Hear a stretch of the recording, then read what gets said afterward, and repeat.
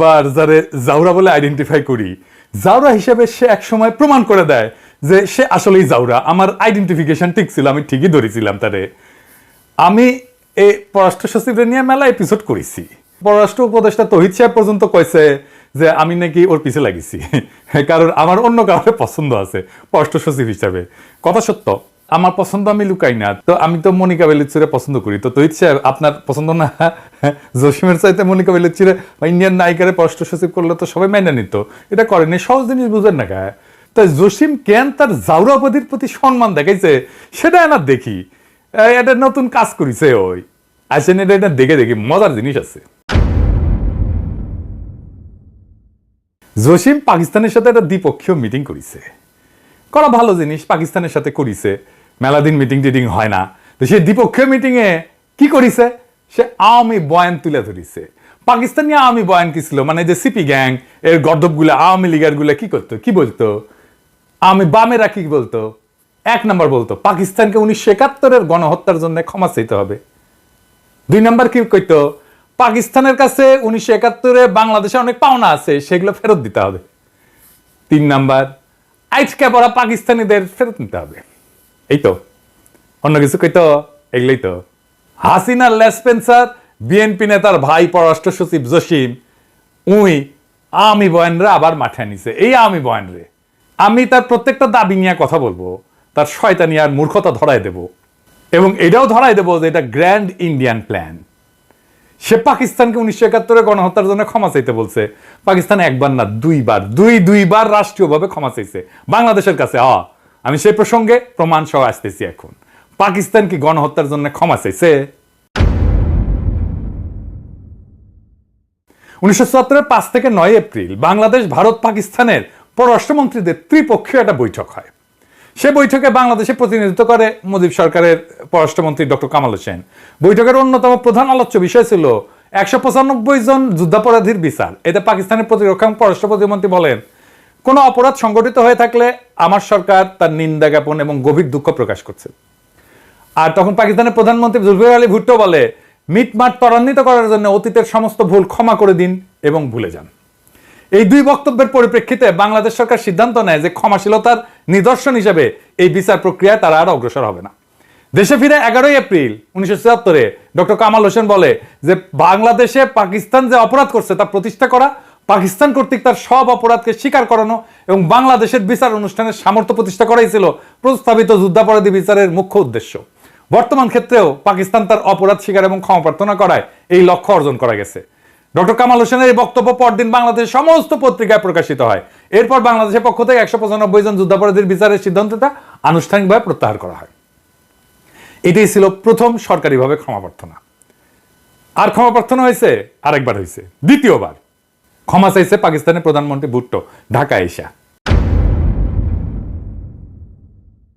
1974-এর জুনে শেখ মুজিবের আমন্ত্রণে পাকিস্তানের প্রধানমন্ত্রী ভুট্টো ঢাকায় আসছেন। ভুট্টোর সামনে রাতে একটা রাষ্ট্রীয় ভোজসভার আয়োজন করা হয়েছে।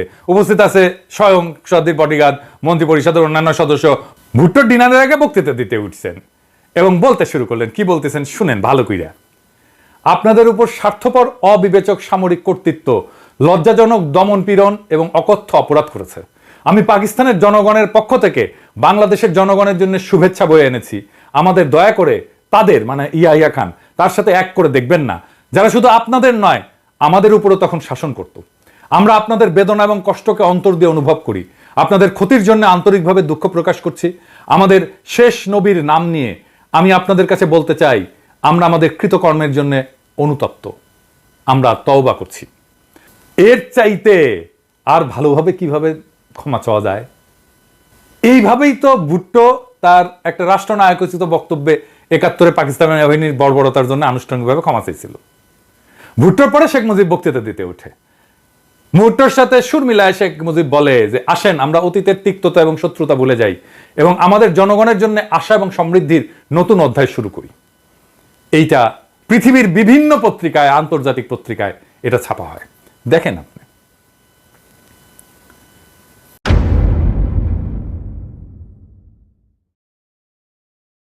জসিম আবার ক্ষমা প্রার্থনা করতে বলে কেন?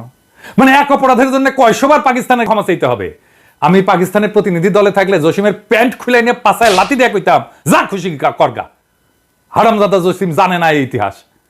এই ইতিহাস যদি সে নাই জানে তাহলে সচিবের চেয়ারে বসেছে কেন? বাংলাদেশের ইতিহাস সম্পর্কে বিন্দু মাত্র ধারণা নাই, আবার আইসিসে সচিবগিরি করতে শখ কত। আবার এরা যখন সরানোর কথা কওয়া হয় তখন পিঠ বাঁচাইতে চলে আসে তৌহিদ সাহেব। তৌহিদ সাহেবের ধরিচ্ছি নারায়ণ। পাকিস্তান কিন্তু তার ভাষ্যে সব কিছু উল্লেখ করে নাই, পাত্তাই দেয় নাই কি কইছে। কিন্তু পাকিস্তানের সাথে একটা ভালো কূটনৈতিক সম্পর্ক করার যে সুযোগ আমরা পাইছিলাম সেটা আমরা হারায় দিলাম, এবং এটা জসিম ইচ্ছা করে করছে, বাইঞ্চোদগিরি করছে ইচ্ছা করে, হারামজাদা। তারপরে আসেন পাওনা টাকার ইস্যু নিয়ে। টাকা নাকি পায়, এটা নিয়ে কি বুঝে দেখি।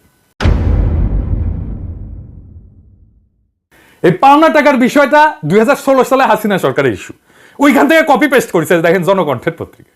হাসিনা সরকারের ইস্যু, হাসিনার জনপ্রশাসন পদক পাওয়া হাসিনার পাঁচাটা প্রফেসর ইউনুসের সচিব, বিএনপি নেতার ছোট ভাই, বিএনপির রিকমেন্ডেশনে হওয়া পররাষ্ট্র সচিব, এটা ফলো আপ করছে। আর দেখেন ইন্ডিয়ান মিডিয়াতে কি উল্লাস, দেখেন এডিটর সাহেব, আরো দেখান, আরো দেখান, দেখেছেন তো বিষয়টা কি, পাওনা টাকার বিষয়টা কি। আচ্ছা আর একটু বিস্তারিত দেখি। 1970 সালে ভোলা ঘূর্ণিঝড়ের পর তৎকালীন পূর্ব পাকিস্তানে পাঠানো $200 মিলিয়ন বৈদেশিক সহায়তা এইটার মধ্যে আছে আর কি, এই টাকা চাওয়ার মধ্যে আছে। রেডি সাহেব পাইজি মেলা দিন পর এক মাল পেয়েছি, এক গাধা ছিল সর্দির বডিগার্ড, 3 লক্ষকে 3 মিলিয়ন কইছিল, আর এক গাধা টু দি পাওয়ার ইনফিনিটি পাইছি। দেখান মালের ছবি দেখান, আর তার পিছিয়ে না গাধার দেখ দেন। এই হারামজাদা $200 মিলিয়ন সাহায্য এসেছিল তখন, হ্যাঁ এই সাইক্লোনের টাইমে। এটা কি তোর সর্দির বডিগার্ড কয়ে গেছে? হালায় মোট সাহায্য এসেছিল 30 নভেম্বর পর্যন্ত $24 মিলিয়ন। দেখান নিউ ইয়র্কের টাইমসের নিউজটা দেখান রিতা সাহেব, আলাদা করে হিসাব আছে কই থেকে সব মিলায় কত এসেছিল। সব মিলায় এসেছিল $64.7 মিলিয়ন। হারামজাদা তুই কোনটি পাইছো $200 মিলিয়ন? পাকিস্তানের টিম নিয়ে ভদ্রলোক, আমি ওই টিমের টিম লিডার হইলে কইতাম এই $200 মিলিয়ন হিসাবটা দেখি তো, দেন তো। মুখে জামা ঘষা দিতাম একেবারে। পাকিস্তানি গলে বেকুব আছে, মারা খাইতে খাইতে এদের সেন্সেশন নাই হয়ে গেছে। ওই কি 1971 ইন্ডিয়া লুট করে নিয়ে যাওয়া $2.2 বিলিয়ন ইন্ডিয়ার কাছে ফেরত যেতে পারবে? ইন্ডিয়া কি লুট করেছিল আসেন দেখি। 12 মার্চ ইন্ডিয়ান বাহিনী চলে যাচ্ছে, সর্দির বডিগার্ড একটা বক্তৃতা মানিচ্ছে, ওটি হ্যাঁ একটা বিদায় কুচকাওয়াজ হচ্ছে, হ্যাঁ 12 থেকে 15 মার্চের মধ্যে ওরা সব চলে যায় আর কি। তো এই শুভেচ্ছা বাণীতে সর্দির বডিগার্ড ওই ইন্ডিয়ান সেনাবাহিনীকে উদ্দেশ্য করে কইতেছে, আমাদের মহাসংকটের সময় আপনাদের প্রসারিত সাহায্যকে আমরা সর্বদা গভীর কৃতজ্ঞতার সাথে স্মরণ করব। ইচ্ছা থাকলেও বাংলাদেশের জনগণ তাদের আতিথেয়তার হস্ত আপনাদের দিকে প্রসারিত করতে পারেনি, কারণ পাকিস্তানি সেনাবাহিনীর ধ্বংসযজ্ঞের কারণে তাদের মানে বাংলাদেশিদের আর কি আর কিছুই অবশিষ্ট নাই। কিন্তু আপনাদের প্রতি তাদের রয়েছে অকৃত্রিম ভালোবাসা। আমার অনুরোধ, আপনারা বাংলাদেশের জনগণের ভালোবাসা সাথে করে নিয়ে যান। হ্যাঁ, তো ভালোবাসা তো নিতে কইছে। তো ভারতীয় বাহিনী ফিরে যাওয়ার সময় ভালোবাসার সাথে লুটপাট করে বিপুল সম্পদ নিয়ে যায়। কিছু শিখ অফিসার তাদের অধীনস্থ সেনারা যশোর, কুমিল্লা, ঢাকা, চট্টগ্রাম ক্যান্টনমেন্ট এবং খুলনার শিল্পাঞ্চলে লুটপাট শুরু করে। সেই সময় ভারতীয় বাহিনী সদ্য স্বাধীন দেশেদের সর্বব্যাপী নজিরবিহীন লুটপাট চালায়, তা বিদেশিদেরকেও বিহ্বল করে। গার্ডিয়ানের রিপোর্টে বলা হয় মিল ফ্যাক্টরির মেশিনারি পর্যন্ত চুরি করে নিয়ে যায় ভারতীয় সেনারা। পাকিস্তানি বাহিনী ফেলে যাওয়া অস্ত্র ছাড়াও খাদ্যশস্য, পাট, সুতা, যানবাহন, এমনকি সমুদ্রগামী জাহাজের যন্ত্রাংশ পর্যন্ত লুট করে দেয়। এই লুটের সম্পদের পরিমাণ ছিল সব মিলায় সেই সময় হিসাবে $2.2 বিলিয়ন। পাকিস্তানি বাহিনী তো আত্মসমর্পণ করলো। আত্মসমর্পণ করার ভারতীয় বাহিনী পাকিস্তানের অন্তত 4টা ডিভিশনের অস্ত্রশস্ত্র, ভারী কামান, গোলা বারুদ, যানবাহন, অন্যান্য সরঞ্জাম ইন্ডিয়া নিয়ে যায়। বাংলাদেশ সেনাবাহিনী প্রতিবাদ করলে টোকেন হিসেবে অল্প কিছু পুরানো অস্ত্র ফেরত দেওয়া চলে না, ফুটে না গুলি। এই ভারতীয় বাহিনী এতই নির্লজ্জ ছিল যে এত কিছু নিয়ে যাওয়ার পরেও ব্রিগেডিয়ার র্যাঙ্কের এক অফিসার ঢাকা ক্যান্টনমেন্ট থেকে ফ্রিজ, আসবাবপত্র, ক্রোকারিজ ট্রাক ভর্তি করে ভারতে পাচার করে। একজনকে ভারতীয় বাহিনী এই লুটের অপরাধে কোর্ট মার্শাল পর্যন্ত করে, তার নাম ব্রিগেডিয়ার মিশ্র। ওই সুনীল গঙ্গোপাধ্যায় ছিল না, তার পূর্ব পশ্চিমে একটা উপন্যাস ছিল, উটি লিখেছে, সুনীল গঙ্গোপাধ্যায় লিখেছে। ঢাকায় এত সব বিদেশি জিনিস পাওয়া যায়, এসব তো আগে দেখেনি ভারতীয়রা।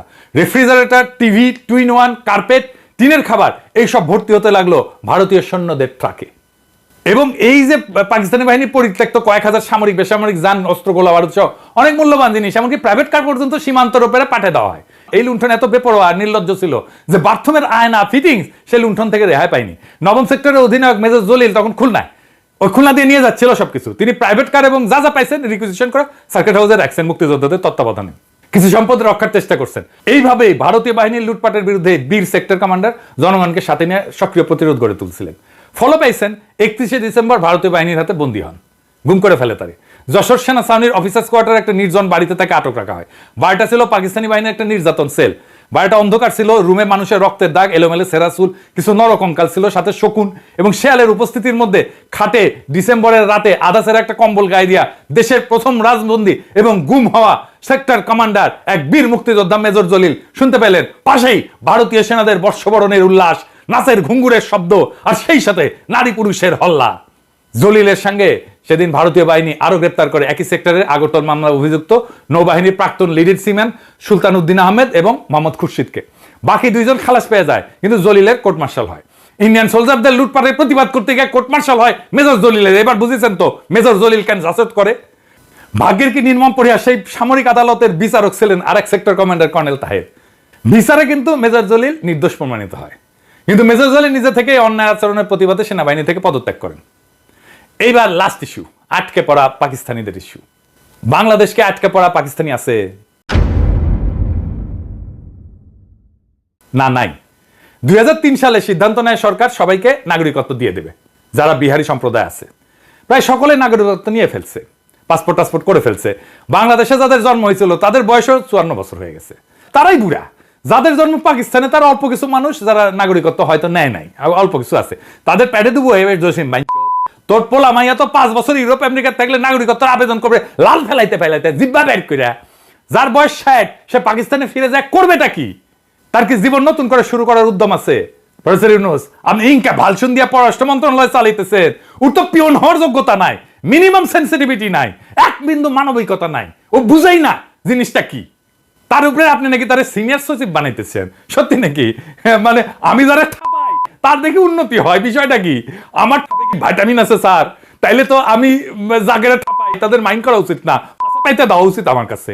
আমি খালি ঠাপাবো আর ক্যারিয়ারের শস্য কয়টা উন্নতি হবে।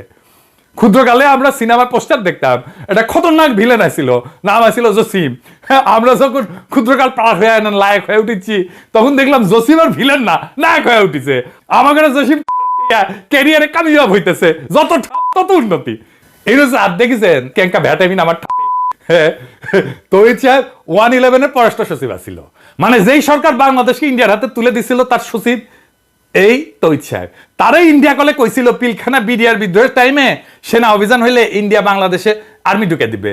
অবিনাশ পালিয়াল তার বই লিখেছে, এটা ওর নাম ধরে লিখেছে তৌহিদ সাহেবের। এটার জন্যই সেনা অভিযান হয় নাই।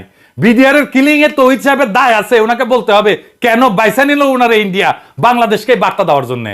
আমি জেনারেল ফজলুর রহমানকে রিকোয়েস্ট করছি ওনার জবানবন্দি নেওয়ার, সাক্ষ্য নেওয়ার, এই বইয়ের রেফারেন্স পাঠাইছি ওনার কাছে। তৌহিদ সাহেব পাকিস্তানের সাথে আমাদের রাষ্ট্রের সাথে সম্পর্ক করতে হবে। আর জসিমরা দিয়ে আলোচনা শুরুতে কুফা লাগাই দিলেন, এটা সাবোটাজ। ইন্ডিয়ার সাথে কথা বলার টাইমে আপনি কইছিলেন যে আমাদের দেশে ফ্যাসিবাদ কেন সাপোর্ট করিস, আমাদের দেশের রাজনীতিতে কেন হস্তক্ষেপ করিস, কেন হাসিনাক আশ্রয় দিস। এখন পাকিস্তানের সাথে আলাপের টাইমে গোয়াত কুরকুরায় আপনার কুরকুরায়। হ্যাঁ, তো ইউকের সাথে আলাপের টাইমে কি যে কবেন যে সম্পদ আমাদের লুটপাট করিস, কলোনির সময় সেটা ফেরত দাও। 76-এর মন্বন্তর আর 43-এর মন্বন্তর দুইটা দুর্ভিক্ষ হয়েছিল, তার জন্য ক্ষতিপূরণ চাইবেন আপনি। বাংলাদেশকে আপনার নাকি আপনার সচিবের বাপের তালুকদারি, এ দেশটা ইচ্ছা মতো আপনি পররাষ্ট্র নীতি সাজাবেন? এটা কি আপনার বাপের জমিদারি পেছেন? জমিদারি একদম পিছন দিয়ে হান্দায় দিব আপনাদের। জসিমকে পররাষ্ট্র মন্ত্রণালয় থেকে পাশে লাথি দিয়ে খেদাবে পাবলিকে, এটা করবেই পাবলিকে। ও পাশের মধ্যে আমি ক্ষতিপূরণ ঢুকে দেবো, কেঙ্কা করে ঢুকে দেবো জানেন? এ জসিম, এই পাকিস্তানি ক্ষতিপূরণ আমি দেবো, আমি দিচ্ছি, আমি দায়িত্ব নিছি, তোক দিমু নেব, তুই কেঙ্কা করে দিমু জানিস? আয় শোন, ওই $200 মিলিয়ন না, এই কয়েন করবো আর কি, বাংলাদেশি কয়েন করবো, ইনকা কয়েন, ইনকা এডিটার সাহেব কয়েনের শব্দ দেয় না, ঝনঝন করে পড়িচ্ছে, ইনকা করে শব্দ না। ওই কয়েন একটা একটা করে তোর গণমধ্যে ঢুকে দেবো, নে তুই নিয়ে যা। একবার সে খালাস করে আবার ফিরে আসবো, আবার ঢুকে দেবো, আবার খালাস করে ফিরে আসবো, আবার ঢুকে দেবো, যা। ইন্ডিয়ার লেসপেন্সারি করার জন্য তো পালিচ্ছি, হ্যাঁ, আমরা বেতন দিয়া। আর প্রফেসর ইউনূস, আপনি যদি ইন্ডিয়ান লেসপেন্সারদের সিনিয়র সচিব বানান, আমি প্রত্যেকটা এপিসোডে কমু আপনি ইন্ডিয়ান লেসপেন্সারদের প্রমোট করিচ্ছেন।